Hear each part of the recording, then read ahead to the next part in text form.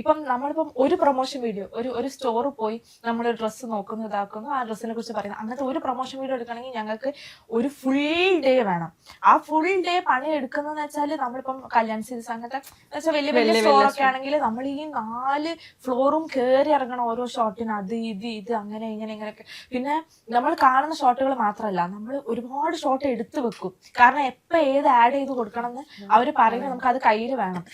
ഒരുപാട് കഷ്ടപ്പാടുണ്ട് വെച്ചാൽ നമ്മൾ പെട്ടെന്ന് ഒരു ലെവലിലേക്ക് എത്തുക, അല്ലെങ്കിൽ പെട്ടെന്ന് ഇപ്പം കുറച്ച് വീഡിയോസ് ജസ്റ്റ് ഇങ്ങനെ ഇട്ട് അങ്ങനെയല്ല.